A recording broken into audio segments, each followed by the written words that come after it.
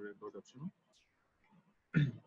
The rigid bars AB and CD shown in the figure are supported by pin at A and C and the two rods. Okay, so এখানে দুইটা বার দেওয়া আছে এবং এগুলো হচ্ছে pin supported. So pin supported এখানে একটা movement আছে। সো এবি বার এবং সিডি বার, আগের যে প্রবলেমটা সলভ করছিলাম সেখানে ছিল হচ্ছে সিঙ্গেল বারের প্রবলেম, সিঙ্গেল বার এবং সিঙ্গেল রডের প্রবলেম ছিল আগের প্রবলেমটা আমরা যেটা সলভ করছি। একটা সিঙ্গেল বার ছিল, ডাবল রড ছিল। ওকে, এখানে বারের উপর একটা লোড ছিল, এখানে আমাদের বারটা হয়ে গেছে ডাবল বার, ডাবল রডের প্রবলেম। এখানে বলা আছে determine the maximum force P that can be applied as শোন if its vertical movement is limited to 5 millimeter. So এখানে ম্যাক্সিমাম লোড অফ পি বের করতে বলছে এবং can be applied as shown if its vertical movement is limited to 5 millimetre. 5 millimetre কি মানে হচ্ছে এই যে ডিফ্লেকশনটা যে হচ্ছে, ভার্টিক্যাল যে ডিফ্লেকশনটা হচ্ছে, এখানে তো আর হরিজন্টাল কোনো ডিফ্লেকশন হচ্ছে না, এখানে আমার সব ডিফ্লেকশনটা কিন্তু 5 মিলি মানে ভার্টিক্যাল। এখন বলতেছে হচ্ছিল 5 মিলিমিটার পর্যন্ত, ম্যাক্সিমাম 5 মিলিমিটার পর্যন্ত আমার ডিফ্লেকশনটাকে মানে লিমিট করতে আমার কি পরিমাণ লোড অ্যাপ্লাই করা লাগবে এই পি পয়েন্টে। ওকে, neglect the weights of all members. So when we draw the free body diagram for this particular মানে এই কেসের জন্য, তখন হচ্ছে আমরা এই বারের ওয়েট গুলা নেগলিজিবল ধরবো। যদি ওয়েট যদি আমরা ধরি তাহলে প্রত্যেকটা বারের সাথে আবার এটা ওয়েটের জন্য একটা গ্র্যাভিটেশনাল ফোর্স নিচে দিকে দিতে হবে, W = mg যে ফর্মুলাটা আমরা জানি সে ওয়াইজ দিতে হবে। আচ্ছা ঠিক আছে, সো আমাদের এখানে দুটো বার দেওয়া আছে, দুইটা রড দেওয়া আছে, দুইটা রডের প্রপার্টিজ গুলো দিয়ে দেওয়া আছে, স্পেসিফিকেশন গুলো দেওয়া আছে যে রডের length 2 metre, area cross sectional area দিয়ে দেওয়া আছে, modulus of elasticity according to its material দিয়ে দেওয়া আছে, একটা স্টিল ম্যাটেরিয়াল একটা অ্যালুমিনিয়াম ম্যাটেরিয়াল। ঠিক আছে, সো লেন্থ গুলো দিয়ে দেওয়া আছে। সো ফার্স্ট অফ অল এখানে পুরো টোটাল প্রবলেমটা কিন্তু আমাদের একবারে সলভ করলে হবে না, এই প্রবলেমটা আমাদের সলভ করতে হবে হচ্ছিল পার্ট বাই পার্ট। মানে হচ্ছিল আমি আগে সিঙ্গেল এবি বারটা কনসিডার করব এবং just will draw the free body diagram for this AB bar, এবং যে এবি বারের উপর যে পরিমাণ আমরা যে কয়টা এক্সটার্নাল লোড বা এক্সটার্নাল ফোর্স অ্যাপ্লাই হচ্ছে এবি বারের উপর, সেই লোড গুলাকে আমাদেরকে আইডেন্টিফাই করতে হবে। ওকে, সো ফার্স্টে আমরা কি করতেছি, এবি বার আঁকতেছি। এবি বার আঁকার পরে এর মধ্যে কি টাইপের লোড আছে, এর মধ্যে হচ্ছে অ্যালুমিনিয়াম রডের একটা টেনসাইল লোড আছে যেটা উপরে দিয়ে কাজ করতেছে, আর স্টিল রডটা যেহেতু নিচের বারের সাথে অ্যাটাচ, সো এবি বারের উপর ফোর্সটা কোন দিকে কাজ করবে, তার কাউন্টার ডাইরেকশনে কাজ করবে। ওকে, সো দ্যাটস ওয়াই আমি আগে একটা ফ্রি বডি ডায়াগ্রাম আঁকলাম। সো প্রত্যেকটা প্রবলেম সলভিং এর ক্ষেত্রে সবচেয়ে মানে প্রাইমারি বা বেসিক কাজটা হচ্ছিল we have to draw the free body diagram. যখন তুমি ফ্রি বডি ডায়াগ্রাম আঁকবা তখন তোমার মানে কনসেপ্টটা তুমি কনসেন্ট্রেট করতে পারবা, মানে তোমার প্রবলেমের যে তোমাদের যে সলিউশনটা তুমি মানে যে জিনিসগুলো তোমাকে ইউ হ্যাভ টু ডিটারমাইন, তুমি কিন্তু জিনিসের দিকে কনসেন্ট্রেট করতে পারবা। না হলে হবে কি, তুমি যদি ফ্রি বডি ডায়াগ্রাম না আঁকো তুমি কিন্তু ফোর্সের মানে ডাইরেকশন, ফোর্সের অ্যাপ্লিকেশন, যে এই বারটার উপর কি টাইপের ফোর্স পড়ছে সেটা কিন্তু তুমি বুঝতে পারবা না। ঠিক আছে, র্যান্ডম একটা প্রবলেম দেখে তুমি সলভ করতে যাও, তোমার যেরকম প্রবলেম হবে, তোমার একটা ফ্রি বডি ডায়াগ্রাম আঁকা থাকলে প্রবলেমটা সলভ করা কিন্তু মাচ মোর ইজিয়ার। এটা কিন্তু easy free body diagram while solving the problem of frictions। তোমরা যখন ফ্রিকশনের প্রবলেম গুলো যখন সলভ করতে গেছিলা বা ওয়েজের প্রবলেম গুলো যখন সলভ করতে গেছিলাম, তোমরা করছো কিনা চ্যাপ্টার 8 এর প্রবলেম গুলো মেকানিক্সে করছিলা?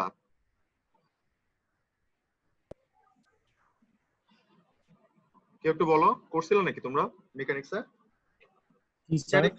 স্ট্যাটিক্সের তো চ্যাপ্টার 8 ফ্রিকশন যে চ্যাপ্টারটা ছিল সেখানে কিন্তু তোমরা এই ফ্রিকশনের যে প্রবলেম গুলো ছিল ওখানে কিন্তু অনেক কমপ্লিকেটেড কিছু ফিগার ছিল যেগুলোর উপর ফ্রি বডি ডায়াগ্রাম গুলো কিন্তু আঁকা তোমরা শিখছো। সো ইভেন তোমরা যে ডায়নামিক্স যে পড়তেছো, ডায়নামিক্স এর হচ্ছে হলো তোমরা কাইনেমেটিক্স আছে স্যার ফ্রি বডি ডায়াগ্রাম। হ্যাঁ হ্যাঁ, সেখানে ফ্রি বডি ডায়াগ্রামে অ্যাপ্লিকেশন গুলো আছে। সো এইগুলোর থেকে কিন্তু ওখানে ফ্রি বডি ডায়াগ্রামে অ্যাপ্লিকেশন গুলো আরো ভালো আছে। সো তুমি যত ফ্রি বডি ডায়াগ্রাম অ্যানালাইসিস যত সুন্দরভাবে করতে পারবা তত তোমার প্রবলেম সলভিংটা মোর ইজিয়ার হয়ে যাবে। ওকে, সো এখন কথা হচ্ছে যেহেতু আমাদের আমরা ধরেই নিচ্ছি যেহেতু লোড অ্যাপ্লাই হচ্ছে, ডিফ্লেকশন হচ্ছে, সো ডিফ্লেকশন হইলে এটার প্যাটার্নটা এরকম একটা কার্ভ একটা প্যাটার্ন চলে আসবে, ঠিক আছে? সো যেহেতু কার্ভিক্যাল একটা প্যাটার্ন বা একটা ট্রায়াঙ্গেল এখানে ফর্ম করছে, সো আমাদের মেইন থিম হচ্ছিল আমাদেরকে ফার্স্টে হচ্ছে মোমেন্টের ফর্মুলা অ্যাপ্লাই করতে হবে, তারপরে হচ্ছিল সামেশন ইকো ফোর্স ব্যালেন্স ইকুয়েশন ইউজ করতে হবে অ্যালং ওয়াই অ্যাক্সিস। তারপরে হচ্ছে হলো আমরা যদি এই দুইটা মোমেন্ট এবং ফোর্সের ব্যালেন্স ইকুয়েশন থেকে আমরা যদি আননোন বা যে ফোর্সটা আমরা জানি না সেটা যদি না বের করতে পারি, এই দুইটা থেকেও যদি অনেক সময় আননোন থেকে যায়, সেক্ষেত্রে আমরা হচ্ছিল ট্রায়াঙ্গেলের ফর্মুলাটা ইউজ করব, যে ট্রায়াঙ্গেলের সিমিলারিটির যে ফর্মুলাটা, যেমন হচ্ছে এখানে একটা ট্রায়াঙ্গেল ফর্ম করছে। সো ট্রায়াঙ্গেল ফর্ম করলে এটার লেন্থ এবং এটার হাইট, টোটাল লেন্থ প্লাস এই ডেল বি, ঠিক আছে? ডেল বি ডেল এল মানে আমাদের রেশিওর যে অনুপাতের যে সূত্র ট্রায়াঙ্গেলের, সেটা আমরা এখানে ইউজ করব। সো আমরা বেসিক মোমেন্ট ইকুয়েশন অ্যাপ্লাই করলাম, summation of all moments along at point A equals to 0. So তোমাকে হয় ক্লকওয়াইজ মোমেন্ট নিতে হবে বা অ্যান্টি ক্লকওয়াইজ মোমেন্ট নিতে হবে। সো দেখা যাচ্ছে যে তোমার এই পয়েন্টটাকে যদি তুমি ফিক্সড করে তুমি PAL এদিকে যদি করো, তাহলে এই মোমেন্টটা কি মোমেন্ট পাচ্ছ, ক্লকওয়াইজ অর অ্যান্টি ক্লকওয়াইজ? অ্যালুমিনিয়ামে কি মোমেন্ট পাচ্ছ? অ্যালুমিনিয়াম রডের উপর কি মোমেন্ট পাচ্ছ? এটা কি ক্লকওয়াইজ মোমেন্ট হবে নাকি anti clockwise? Anti clockwise sir. Anti-clockwise. Clockwise. Still হচ্ছিল ক্লকওয়াইজ, যেহেতু এই দুটো কাউন্টার, সো দ্যাটস ওয়াই এখানে দুই সাইডে আমি করে দিলাম, ইকুয়েশনটা ব্যালেন্স করে দিলাম, ঠিক আছে? সো এবং ডিসটেন্সটা এখানে মাল্টিপ্লাই হয়ে গেছে, force into distance is called moment.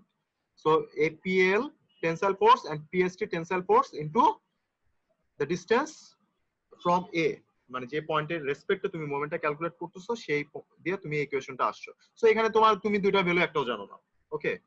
এরপরে আসতেছি হচ্ছিল আমরা by using similarity principle use করতেছি, আমরা কি করতেছি এই হাইটটা নিচ্ছি এবং এই টোটাল লেন্থটা নিচ্ছি, ঠিক আছে? টোটাল লেন্থ হচ্ছিল A থেকে হলো 6 আর A থেকে ডেল এল এল হচ্ছিল 3।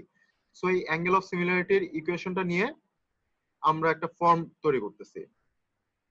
ফর্ম করার পর এই জিনিসটা কি করছে, ওরা ফার্দার হচ্ছিল আর একটু ডিরাইভ করছে। ডিরাইভ করা মানে হচ্ছিল এই ডিফরমেশনের যে ফর্মুলা PL/A, যে ভ্যালুগুলো আমরা জানি, লেন্থটা জানি, অ্যালুমিনিয়ামের লেন্থ জানি, তারপরে হচ্ছিল ইলাস্টিসিটি জানি, ক্রস সেকশনাল এরিয়া জানি, ঠিক আছে? এই তিনটা যেহেতু আমি ভ্যালু জানি, সো আমি এটাকে আরেকটু সিম্পলিফাই করলাম। আমি হচ্ছিল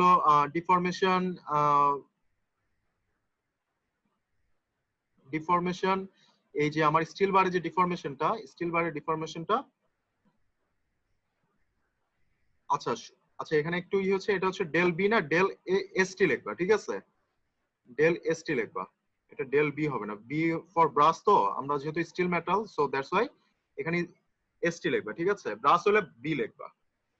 so del ST equals to 2 del L, ইকুয়েশনটাকে সিম্পলিফাই করলাম। এরপরে কাজ কি, তোমার হচ্ছিল নিচের বারটাকে আমরা করলাম ফ্রি বডি ডায়াগ্রাম আঁকলাম। নিচের বারটা ফ্রি বডি ডায়াগ্রাম খুবই সিম্পল, ফ্রি বডি ডায়াগ্রাম আঁকলা। এই লোডটা হচ্ছিল তোমার যেহেতু ডি কেবলটা এবং বি কেবলটা অ্যাটাচড, সো ডি কেবলের উপর হচ্ছিল জিনিসটা সে কি ফিল করবে, টেনশন ফিল করবে, কার দ্বারা? এবি দ্বারা।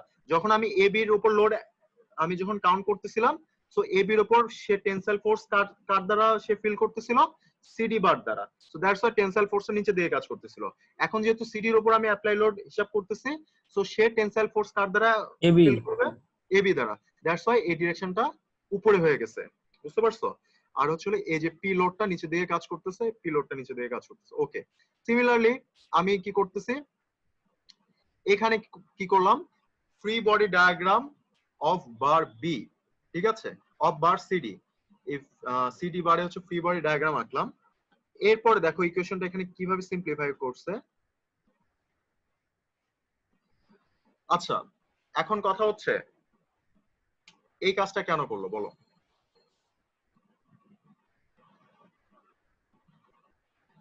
এই কাজটা কি, এখানে হচ্ছিল ডেল ডি, ডেল ডি হচ্ছিল আমার এই বারের যে ডিফরমেশনটা হচ্ছে সেটাকে আমি ডেল ডি দ্বারা ডিনোট করছি।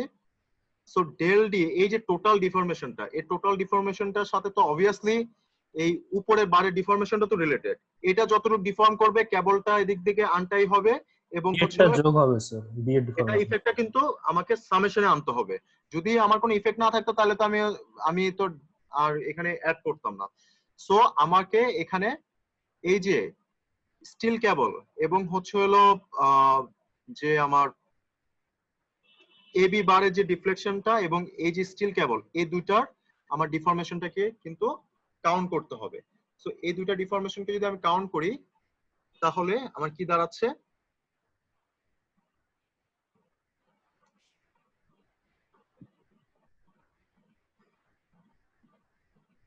আমি ডেল বিটা আগে বের করে নিচ্ছি, ডেল বি আর হচ্ছে ডেল এসটি, ডেল এসটিটা আমি এখন বের করব।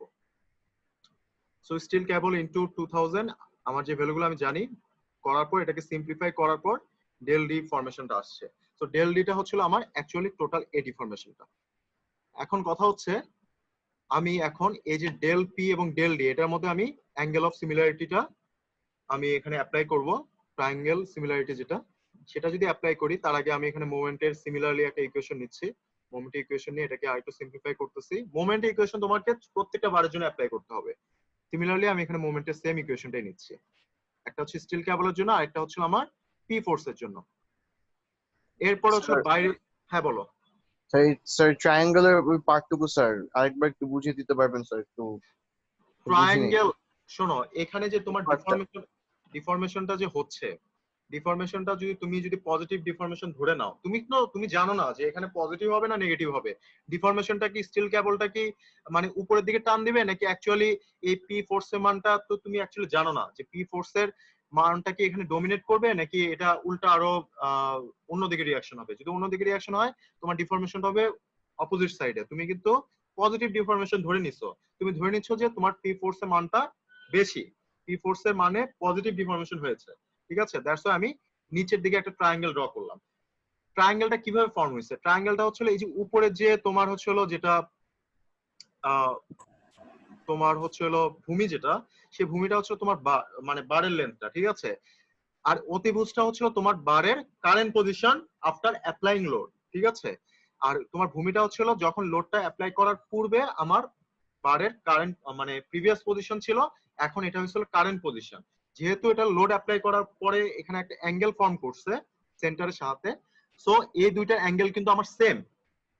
এই দুইটা ট্রায়াঙ্গেলের মনে করো এখানে একটা টোটাল ট্রায়াঙ্গেল যদি তুমি যদি অ্যাজুম করো ও এ বি বা ও সি ডি, দুইটা অ্যাঙ্গেল কিন্তু সেম। অ্যাঙ্গেল অফ সিমিলারিটি এই প্রপোর্শনের যে আমাদের ফর্মুলা যেটা আমরা ছোটবেলায় থাকতে ইন্টার বেসিকে আমরা করে আসছি, সেখানে আমরা কি করি যে দুইটা অ্যাঙ্গেল যদি সেম হয়ে যায় তাহলে এই হাইটটা, এই হাইট এবং এই হাইট এবং সেন্টার থেকে এটার যে লেন্থ এবং সেন্টার থেকে এটার টোটাল লেন্থ এবং টোটাল হাইটটার ইকুয়েশন বা রেশিওটা ইকুয়াল, ঠিক আছে। দ্যাটস ওয়াই আমরা কিন্তু এখানে দেখো del P by 3 del P by A লেন্থটা বা 6 বাই ডেল ডি বা del D by total length 6, এটাকে আমরা ইকুয়াল লিখতেছি। কেন? কজ দুটো আমার অ্যাঙ্গেল কিন্তু সিমিলার। দ্যাটস ওয়াই আমি এই প্রপোর্শনটাকে বা রেশিওটাকে সিমিলারিটি ধরতেছি। ধরার পরে আমি এটাকে সিম্পলিফাই করলাম এবং আমার এখানে যে সমস্ত আননোন যে ইকুয়েশন গুলো ছিল এখানে রিপ্লেস করলাম। এই যে ডেল ডি যেটা বের করছে এখান থেকে, ডেল ডিটা এখানে রিপ্লেস করলাম। এরপরে এই যে দেখো ডেল পিটা ইকুয়ালস টু 5 কেন লিখছে, আমার কোশ্চেনের শুরুতেই বলে দেওয়া ছিল যে এখানে যাই হোক না কেন আমার show if its vertical movement is limited to P 5 millimetre, ঠিক আছে। After applying force P the vertical movement is limited to 5 millimetre. So এই পি লোড অ্যাপ্লাই করার পর ভার্টিক্যাল মুভমেন্ট যাই হোক 5 মিলিমিটার থেকে বেশি হবে না। দ্যাটস ওয়াই আমি ডেল পিটা এখানে 5 লিখছি, ঠিক আছে। এই 5 পি লোডের উপর বেস করে আমি এই মোমেন্টের ইকুয়েশন এখানে বসে আমি রিপ্লেস করে আমি পি এর টোটাল ফোর্সটা বের করলাম যে কত নিউটন ফোর্স পি অ্যাপ্লাই করলে আমার ডিফরমেশনটা বা ভার্টিক্যাল ডিসপ্লেসমেন্টটা 5 মিলিমিটার থেকে বেশি হবে না। হ্যাঁ বলো বলো। স্যার ডেল ডিটা স্যার বের করেছেন কিভাবে স্যার? ওখানে প্লাস কেন হলো ডেল ডিতে? ডেল ডিটা, আচ্ছা ডেল ডিটা অ্যাকচুয়ালি কি, ডেল ডিটা হচ্ছে তোমার এই যে নিচের যে বারটা, নিচের বারে হচ্ছে ভার্টিক্যাল ডিফরমেশন। এখন নিচের বারের ভার্টিক্যাল ডিফরমেশনটার সাথে তুমি যখন পি লোডটা অ্যাপ্লাই করতেছো অবভিয়াসলি স্টিল কেবলটা কি করবে, এ বি বারটাকে টান দিবে, নিচের দিকে টান দিবে। সো তোমার কিন্তু এখানে ডিফরমেশন ইফেক্টে কিন্তু উপরের বারের জন্য যে ডিফরমেশন আছে সেটাকেও কাউন্ট করতে হবে। সো উপরের বারের জন্য যে আমার যে ডিফরমেশনটা আমরা আগের ইকুয়েশন বের করে ফেলছিলাম ডেল বি, সেটাকেও কিন্তু আমার হচ্ছে সিডি বারে যখন ডিফরমেশনটা কাউন্ট করতেছিলাম সেটার সাথে অ্যাড করে নিতে হবে। ঠিক আছে, যদি এখানে যদি সিঙ্গেল বার থাকতো যে না খালি সিডি বার, তাহলে কিন্তু তুমি জাস্ট এখানে কি করতা, জাস্ট ডেল এস টি লিখতা, ডেল বিটা লেখার কোনো দরকারই ছিল না। যেহেতু এখানে দুইটা বার একটা রডের মাধ্যমে অ্যাটাচড, সো তোমার সিডি যখন নিচের দিকে ডিফর্ম হবে, ভার্টিক্যাল ডিসপ্লেসমেন্ট হবে, সিডি কি করবে, তার রডের টেনসাইল লোডের কারণে উপরে এবি বারেরও ডিফরমেশন আনবে, কাউন্টে আনতে হবে। সো এবি বারটাও যখন নিচের দিকে ভার্টিক্যালি ডিসপ্লেসড হবে, ওই বারের ইফেক্টটাও আমার নিচের বারের উপর পড়বে। দ্যাটস ওয়াই আমি দুইটা ইফেক্টকে সামেশন করতেছি। সো এবি বারের জন্য যে আমার ডিফরমেশন ডেল বি এবং সিডি বারের জন্য ডিফরমেশন, দুইটা ডিফরমেশনকে সামেশন করে আমি ডেল ডিটা লিখছি। ডেল ডিটা হচ্ছিল তোমার দুইটা বারে সামেশনের মানে ডিফরমেশনের সামেশন। জি স্যার বুঝছি। ওকে, তাহলে এই প্রবলেমটা আই হোপ তোমরা করতে পারবা। আচ্ছা, আজকের ক্লাসে আমি প্রবলেমটা শুরু করি। আজকের ক্লাসের প্রবলেম খুবই ইজি। আমি জাস্ট তোমাদের কিন্তু কনসেপ্ট দেখাচ্ছি, ঠিক আছে? এখন তোমাদের বইয়ে প্রবলেম আছে কিন্তু মোটামুটি ধরে নেওয়া হচ্ছিল 150-200, মানে দুই চ্যাপ্টার মিলে কিন্তু মোটামুটি 200-250 মতো প্রবলেম আছে। এখন 200-250 প্রবলেম কিন্তু সলভ করা পসিবল না। 200-250 সলভ করতে গেলে আমাদের পুরো টার্মই চলে যাবে জাস্ট একটা বা দুটো চ্যাপ্টার পড়তে যায়। ঠিক আছে, আমি সেই সমস্ত প্রবলেম সিলেক্ট করতেছি যে সমস্ত প্রবলেমের ক্রাইটেরিয়ার সাথে তোমরা একদমই নতুন। ঠিক আছে, যেগুলোর সাথে তোমরা আগে কখনো পরিচিত ছিল না বা আগের বেসিক কোনো কনসেপ্টের সাথে এই প্রবলেমগুলো হয়তো বা সলভ করা যাবে না, বা তোমাদের কাছে এটার মানে গ্রাফিক্যাল ফিগারটা অন্যরকম, যেটার সাথে তোমরা আগে অ্যাকনলেজ না। সো সেই সমস্ত প্রবলেমগুলো বা সেই সমস্ত টাইপগুলো আমি ফোকাস করতেছি। এই টাইপগুলোকে তোমরা একটু মেজরে রেখে বাকিগুলোকে মাইনরলি সলভ করবা। বাকিগুলোকে যে সলভ করতে বলতেছি না তা না, বাকিগুলোকেও তোমরা মাইনরলি সলভ করবে এবং বাকিগুলো তোমরা পারবা। এগুলো যদি বুঝতে পারো তোমরা, বাকিগুলো তোমরা এমনি পারবা। ওকে, সো হ্যাঁ স্যার বলো। আমাদের স্যার ডাইনামিক এবং অন্য স্যার যে ধরনের চ্যাপ্টার গুলো স্যার এরকম অনেক হিউজ ম্যাথস আছে স্যার। তো স্যাররা করতেছেন স্যার ইম্পর্টেন্ট কিছু ম্যাথ গুলো আমাদেরকে বলে দিচ্ছে যে সেগুলো যতগুলাই হোক স্যার আমাদের অনেকগুলো করে ইম্পর্টেন্ট ম্যাথ গুলো বলে দিচ্ছে স্যার। আচ্ছা তো আচ্ছা, এটা বেটার হতো স্যার আপনি মানে এরকম এত ম্যাথ স্যার করলে আবার মানে সব মানে আমার ক্ষেত্রে স্যার কি সব রুলস আচ্ছা আমি আচ্ছা, উল্টা আচ্ছা পাল্টা করি স্যার। আচ্ছা বেটার আচ্ছা হতো স্যার যদি কিছু ইম্পর্টেন্ট ম্যাথ গুলা নাম্বার গুলা বলে দিতেন স্যার। আচ্ছা, ঠিক আছে। তাহলে আমি তোমাদের চ্যাপ্টার, আমি তো আজকে আমাদের ম্যাথের ক্লাসের থার্ড সেশন, সো এই তিনটা ক্লাসের সেশন ওয়াইজ মানে এই তিনটা টাইপের প্রবলেম গুলো আমি হচ্ছিল ক্লাসরুমে দিয়ে দিব, নাম্বারগুলো দিয়ে দিব, তোমরা ওই টাইপের প্রবলেম গুলো একটু বেশি ফোকাস স্যার করবে। ঠিক yes sir, sir thank you sir. Okay okay, so আজকের কনসেপ্টটা হচ্ছে stresses in indeterminate structure supporting a load. So এখানে যে কথাটা বলা আছে যে sometimes we come across a set of 2 or more members supporting a load. So suppose তোমার হাতে একটা লোড আছে এবং এই লোডটা কয়েকটা মেম্বার দ্বারা সাপোর্টেড অবস্থায় আছে, সেটা স্টিল মেম্বার হোক, কপার মেম্বার হোক, আইদার ব্রাস মেম্বার হোক, সাপোর্টেড অবস্থায় আছে। In such case the deformation of all members will be the same. Careful, যদি তোমার ডিফরমেশনটা সেম হবে সেই সমস্ত ইয়ের ক্ষেত্রে, যদি সেম ক্রস সেকশন হয়, ঠিক আছে, সেম লেন্থ হয়, সেক্ষেত্রে ডিফরমেশনটা আমার সেম হচ্ছে। But if the member are of different cross section or have different modulus of elasticity, different modulus of elasticity কখন হবে, যখন আমাদের ম্যাটেরিয়ালগুলো ভ্যারি করবে, then the stresses developed in all members will be the different. Careful, আমার deformation গুলা যখন supported অবস্থায় আছে, ডিফরমেশন গুলোকে আমি সেম ধরতেছি, but applied stress on that particular bar is different for individuals. মানে যে বারগুলো আমি ইউজ করতেছি, ব্রাস বার হোক, স্টিল বার হোক, ঠিক আছে, সেই বারগুলো যখন ফিক্সড অবস্থায় থাকতেছে, তখন কিন্তু আমাদের ডিফরমেশন গুলাকে আমি যদি ইকুয়ালও ধরি, যে আমার অ্যাপ্লাইং লোডে যদি ইকুয়াল অ্যামাউন্ট অফ লোড আমার সবগুলো বারের উপর অ্যাপ্লাই হচ্ছে, সো আমার মনে করো আমি ধরে নিলাম যে ডিফরমেশনটা ইকুয়াল হচ্ছে, কিন্তু কিন্তু প্রত্যেকটা বারের উপর আমার অ্যাপ্লাইং স্ট্রেস বা যে স্ট্রেস জেনারেট হচ্ছে সেগুলো কিন্তু ডিফারেন্ট হবে। এখন এই টাইপের আমরা প্রবলেমটা সলভ করলে আমাদের কনসেপ্টটা ক্লিয়ার হয়ে যাবে। খুবই ইজি দুটো প্রবলেম আমি আজকে দেখাবো, তোমরা জাস্ট একটু খেয়াল করো তাহলে বুঝতে পারবা। এখানে বলা আছে a steel rod of cross sectional area 800 millimeter square and 2 brass rod each of cross sectional area 500 millimeter square together support a load of 25 kilonewton as shown in the figure. So এই যে 25 kilonewton একটা load তিনটা বার দ্বারা supported অবস্থায় আছে। একটা বার হচ্ছে still বার, দুইটা বার হচ্ছে ব্রাস বার। লেন্থ দেওয়া আছে যে সাপোর্ট থেকে স্টিল বারের লেন্থ হচ্ছে 200 মিলিমিটার, সাপোর্ট থেকে ব্রাস বারের লেন্থ হচ্ছে 200 মিলিমিটার এবং স্টিল বারের লেন্থ হচ্ছে 250 millimetre. So calculate the stresses in the roads.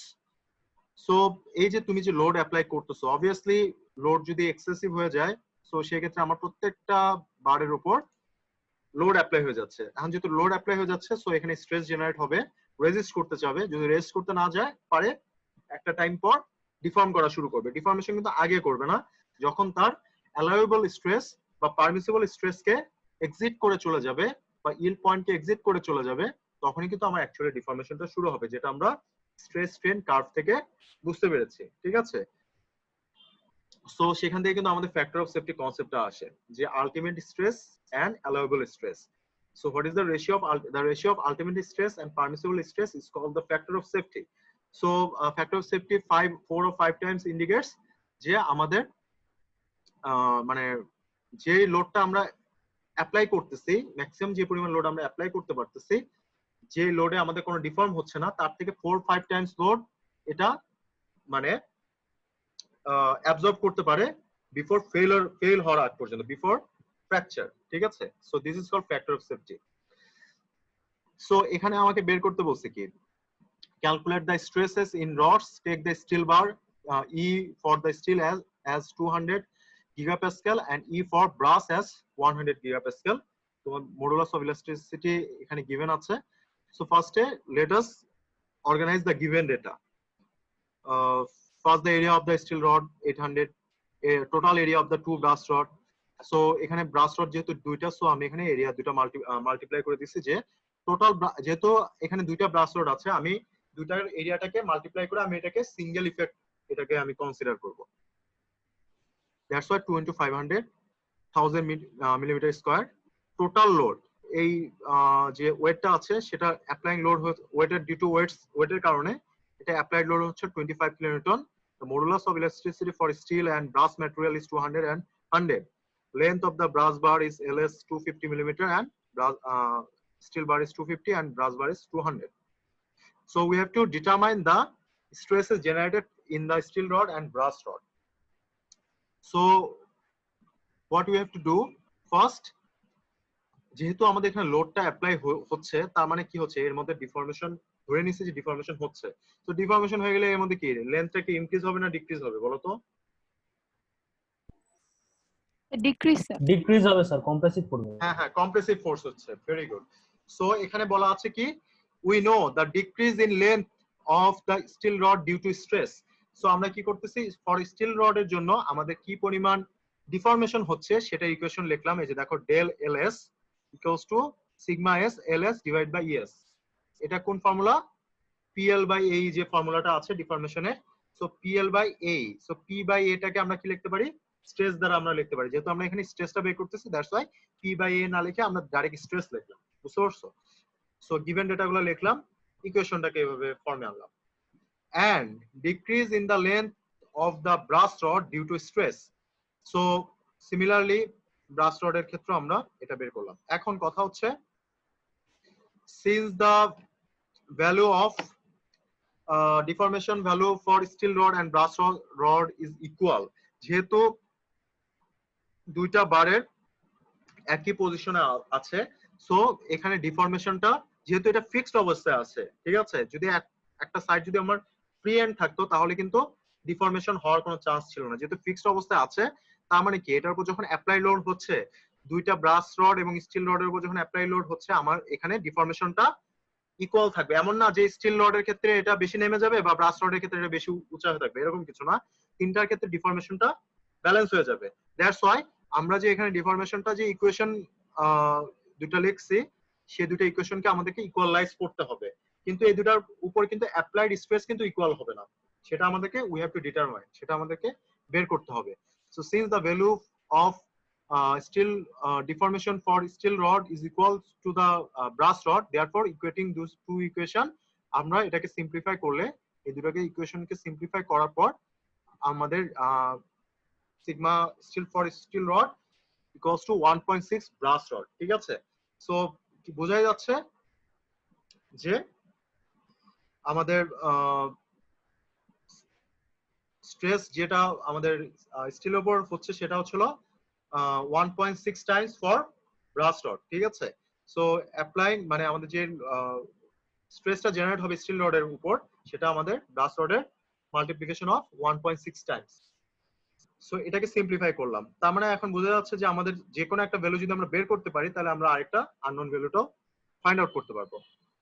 এরপরে কি আসতেছে, we know that the total load shared by the all three rods equals to, এখানে কি করছে দেখো তো, এখানে কি কাজ করছে, ফোর্স ব্যালেন্স করছে না? ফোর্স ব্যালেন্স করছে না? এখানে কি করছে, এই লোডের জন্য যে লোড অ্যাপ্লাই হয়েছে, ফোর্স অ্যাপ্লাই হয়েছে, নিচে দিকে কাজ করতেছে। স্টিল আর ব্রাশ কি করতেছে, কাউন্টার ডাইরেকশনে কাজ করতেছে, ঠিক আছে? জি so sir. P1 equals to P2 P equals to P1 plus P2। So এই যে P1 plus P2 এটাকে আমরা কি করলাম, P1 কে আমরা কি লিখতে পারি, সিগমা এ এস, ঠিক আছে? এটা হলো স্ট্রেসের ফর্মুলা, যেটা stress divide by resisting force divide by area, ঠিক আছে? এইভাবে আমরা ইকুয়েশনটা লিখলাম, এই সিগমা এস এর ভ্যালুটা এখানে বসাইলাম।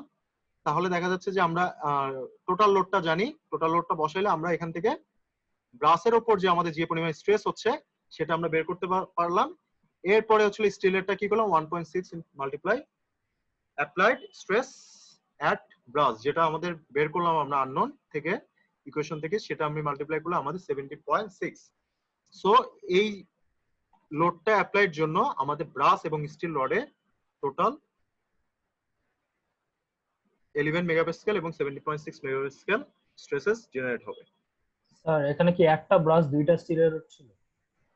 হ্যাঁ হ্যাঁ, না না, এখানে দুইটা ব্রাশ একটা স্টিল, এই জন্য দেখো না ব্রাশ এখানে কিন্তু মাল্টিপ্লাই করে দিচ্ছে, দেখো এরিয়া কিন্তু এখানে 1000, এই যে দেখো শুরুতে কিন্তু আমরা এরিয়াটা মাল্টিপ্লাই করে দিচ্ছি, এই জন্য কিন্তু মানে কাউন্ট হচ্ছে কিন্তু দুইটা ব্রাশের ক্ষেত্রে, ঠিক আছে, যেহেতু এরিয়াটা মাল্টিপ্লাই করে দিচ্ছে।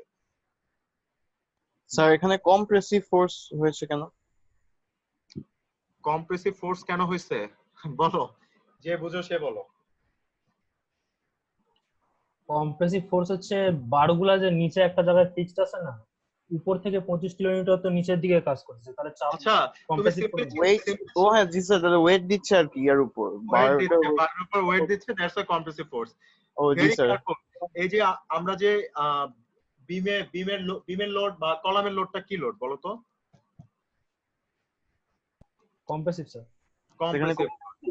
এই তো ভেরি গুড, কলামের লোডটা কম্প্রেসিভ লোড, এটা কিন্তু মাথায় রাখো, এটা যে কোনো সময় যে কোনো জায়গায় আস করতে পারে, আবার টেনসাইল লোড বলে ফেলো না কিন্তু। ওকে, আচ্ছা আরেকটা প্রবলেম তোমাদের, আর 2-3 মিনিট আছে, আমি জাস্ট এই প্রবলেমটা একটু দেখাই দিই। এখানে বলা আছে the rigid platform in figure has negligible mass and rest on two steel bars each of 250 millimetre long. দুইটা স্টিল বার, একটা কলাম দেওয়া আছে, দুইটা স্টিল বারে কলাম দেওয়া আছে, একটা লোড দেওয়া আছে। The rigid platform in figure negligible mass rests on two steel bar each of 250 millimeter long. Steel bar length দেওয়া আছে। The center bar is aluminum and 259.90 millimeter long. So aluminum bar length হচ্ছিল 249.90 millimeter long. So বোঝা যাচ্ছে যে এখানে aluminium বারটা আমার উপরে যে লোডটা এটাকে টোটালি টাচ করে নাই, আনটাচ অবস্থায় আছে। আগের ফিগারে কিন্তু টাচ অবস্থায় ছিল, এটা কিন্তু আনটাচ অবস্থায় আছে। কেয়ারফুলি, এটা কিন্তু আরেকটা concept. Compute the stress in aluminium bar, এটা 239 number problem. Compute the stress in the aluminium bar after the centre load P equals to 400 kilonewton. So P লোডটা দিয়ে দেওয়া আছে 400 কিলোনিউটন হ্যাজ বিন অ্যাপ্লাইড, এবং aluminium বারের উপর কি পরিমাণ স্ট্রেস হচ্ছে সেটা আমাকে বের করতে হবে, বুঝতে পারছো? For each steel bar the area is 1200 millimetre square. Steel বারের জন্য ক্রস সেকশনাল এরিয়া দিয়ে দেওয়া আছে, এর ভ্যালু দেওয়া আছে। ফর অ্যালুমিনিয়াম বার এরিয়া দেওয়া আছে এবং মডুলাস অফ ইলাস্টিসিটি দেওয়া আছে। সো এখন আমি এটাকে কিভাবে সিম্পলিফাই করব, একটু জাস্ট চিন্তা করো এখানে কি হতে পারে কেসটা, আগের প্রবলেমের সাথে এখানে ডিফারেন্সটা কি? স্টিল বলো। বারটা ডিফর্ম করার পরে অ্যালুমিনিয়ামটা কাউন্ট করতে হবে, এই টাইপের কিছু। স্টিল বারটা ডিফর্ম করার পরে অ্যালুমিনিয়াম স্টিল বারটা স্টিলের মতো ডিফর্ম হবে, অ্যালুমিনিয়াম বারটা একটা সার্টেন টাইম পর্যন্ত ডিফর্ম হবে না। কতটুকু পর্যন্ত ডিফর্ম হবে না? 0.10 যতক্ষণ পর্যন্ত এটাকে টাচ না করতেছে। ঠিক আছে, স্টিল বার মনে করো ডিফর্ম হওয়া দুই সাইড থেকে ডিফর্ম হওয়া শুরু করলো, যখনই অ্যালুমিনিয়াম বারটাকে টাচ করা শুরু করবে তখন কিন্তু অ্যালুমিনিয়ামের ডিফর্মেশনটা শুরু হবে। তার মানে বোঝা যাচ্ছে যে স্টিল বারের যে টোটাল স্টিল বারের যে ডিফর্মেশনটা হবে সেটার ডিফর্মেশনটা কার কার কার ইকুয়াল হবে। আগের প্রবলেমের ক্ষেত্রে আমরা কি লিখছি একটু খেয়াল করো। আগের প্রবলেমের ক্ষেত্রে আমরা কি করছিলাম, স্টিল বারের ডিফর্মেশন আর ব্রাশ বারের ডিফর্মেশনটাকে ইকুয়াল ধরে ফেলছিলাম না, কজ এগুলো ফিক্সড এবং একই পজিশনে আছে, সো ডিফর্মেশনটা ইকুয়াল ছিল এবং আমরা কিন্তু ফাইনালি দুইটা ডিফর্মেশন ইকুয়েশনটাকে ইকুয়াল ধরছি। বাট এখানে ইকুয়াল ধরতে পারবো ডাইরেক্টলি বলো তো স্টিল বারের জন্য এবং অ্যালুমিনিয়াম বারের জন্য? না স্যার, আগে না স্টিল স্যার, বার হয়ে আসে অ্যালুমিনিয়ামে টাচ করবে তারপর অ্যালুমিনিয়াম শুরু হবে না। হ্যাঁ, তাহলে তাহলে এখন আমি ডিফর্মেশন ইকুয়েশনটা আমার কি হইতে পারে, আগেরটা থেকে এখানে ডিফারেন্সটা কি হতে পারে? Deformation for steel bar is equals to aluminium bar ইকুয়েশনটা কি হবে? স্টিল প্লাস অ্যালুমিনিয়াম দুইটা ডিফর্মেশন মিলে।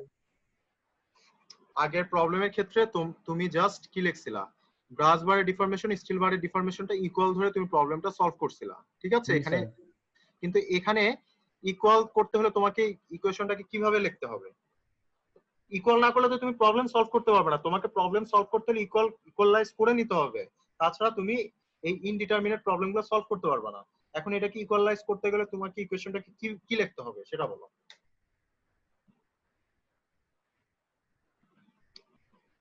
স্টিল বারের ডিফর্মেশন ইজ ইকুয়ালস টু কি অ্যালুমিনিয়াম বারের ডিফর্মেশন হবে এখানে? স্টিল বারের ডিফর্মেশন -0.1 দিয়ে -0.1 দিয়ে তাহলে কি হবে? অ্যালুমিনিয়ামের অ্যালুমিনিয়ামের ডিফর্মেশন কে বলছো? রোল কত তোমার? স্যার ভুল হইছে? না, রোল কত আগে শুনি, তোমার রোল কত? 42 স্যার। 42। তুমি কি বলছো স্টিল বারের ডিফর্মেশন মাইনাস ওই যে ডিসটেন্সটা স্যার, ডিসটেন্সটা ইকুয়ালস টু অ্যালুমিনিয়াম বারের ডিফর্মেশন। এই দেখো তো ঠিক আছে কিনা, ঠিক আছে? জি স্যার ঠিক আছে। ওকে, ভেরি গুড, কনসেপ্টটা বুঝতে পারছো। এই বাকিদের কারো ডাউট আছে ইকুয়েশনটা কেন এভাবে লিখলাম? ও বলছে হচ্ছে স্টিল বারের ডিফর্মেশন -0.1 ইকুয়ালস টু অ্যালুমিনিয়াম বারের ডিফর্মেশন, ঠিক আছে? আমি এই মাইনাসটাকে এই পাশে নিয়ে আসলাম, কজ তুমি একটু খেয়াল করো তোমার স্টিল বারের ডিফর্মেশনটা এবং অ্যালুমিনিয়াম বারের ডিফর্মেশনটা ইকুয়ালাইজ তখনই হবে যখন এখানে এই 0.1টাকে ওভারকাম করে যাওয়ার পরে কিন্তু অ্যালুমিনিয়াম বারের ডিফর্মেশনটা শুরু হবে। So 0.1 bar plus aluminium deformation equals to steel বারের ডিফর্মেশন, বুঝতে পারছো? স্টিল বারের টোটাল ডিফর্মেশন, সো স্টিল বারের টোটাল ডিফর্মেশন ইকুয়ালস টু এই 0.1 যে লেন্থটা হচ্ছিল অ্যালুমিনিয়ামের জন্য আমি আনটাচ অবস্থা ছিল প্লাস অ্যালুমিনিয়ামের ডিফর্মেশন, এটাকে ব্যালেন্স করার জন্য আমি 0.1 লিখছি, ঠিক আছে? তার মানে বোঝা যাচ্ছে যে স্টিল বারের ডিফর্মেশন মাইনাস অ্যালুমিনিয়াম বারের ডিফর্মেশন ইকুয়ালস টু 0.1, যে লেন্থটুকু আমার আনটাচ অবস্থায় ছিল। জাস্ট আগের প্রবলেমের মতো সিমিলারলি আমরা ওই ফর্মুলাটা লিখলাম, লিখে আমরা ইকুয়েশনটাকে সিম্পলিফাই করলাম। করার পর আমি কি করলাম, করার পর আমি এই যে সিমিলারলি ওই ফোর্স ব্যালেন্স ইকুয়েশন ইউজ করলাম, 2 into still bar plus 2 into aluminium bar equals to total load করে এটাকে আমি ইকুয়েশনটাকে সিম্পলিফাই করে সলভ করে আমি অ্যালুমিনিয়াম বারের স্ট্রেসটা আমি সলভ করছি, বুঝতে পারছো? সো এই প্রবলেমে কারো বোঝার প্রবলেম আছে বলো? খুবই ইজি প্রবলেম, আগের দিনের থেকে আজকে প্রবলেম কিন্তু আরো ইজি। স্যার আপনি এই ম্যাথের ম্যাটেরিয়ালটা দিয়ে দিন স্যার ক্লাস। আচ্ছা, আমি ম্যাথের ম্যাটেরিয়ালটা আজকে বিকালের মধ্যে তোমরা পেয়ে যাবা। স্যার আর তোমরা আজকে ক্লাসের প্রবলেম এই যে 243 থেকে 248 এই প্রবলেমগুলো আমি দেখাতে চাচ্ছি না। এই প্রবলেমগুলো হচ্ছিল ফার্স্ট দিন আমরা যে প্রবলেমগুলো সলভ করছিলাম বা তোমাদের যে টাইপের প্রবলেমগুলো আমরা অ্যাসাইনমেন্টে দিছিলাম ওই জায়গায় ছিল দুইটা ফ্রি এন্ডের ক্ষেত্রে ছিল বা একটা ফিক্সড এন্ডের ক্ষেত্রে ছিল। 243 থেকে 248 এর প্রবলেমগুলো হচ্ছিল বোথ সাইড ফিক্সড এন্ডের ক্ষেত্রে এক্সিয়াল লোডের প্রবলেম আছে, ঠিক আছে? আর আমরা যেটা অ্যাসাইনমেন্টে দিছিলাম তোমাদের সলভ করার জন্য সেখানে কিন্তু হয় দুইটা সাইড ফ্রি এন্ড ছিল বা একটা সাইড ফিক্সড এন্ড ছিল। বাট 243 থেকে 248 এর প্রবলেম হচ্ছে বোথ সাইড ফিক্সড এন্ডের প্রবলেম, ঠিক আছে? এগুলো তোমরা একটু নিজেরা ট্রাই করবা, প্রবলেম হলে আমাকে নেক্সট ক্লাসে বলবা। আমি নেক্সট ক্লাসে দু একটা প্রবলেম দেখাই, আমি অন্য টাইপের প্রবলেমগুলো দেখাবো। ওকে, ঠিক আছে। ওকে, ওয়ালাইকুম আসসালাম। আসসালামু আলাইকুম। আসসালামু আলাইকুম।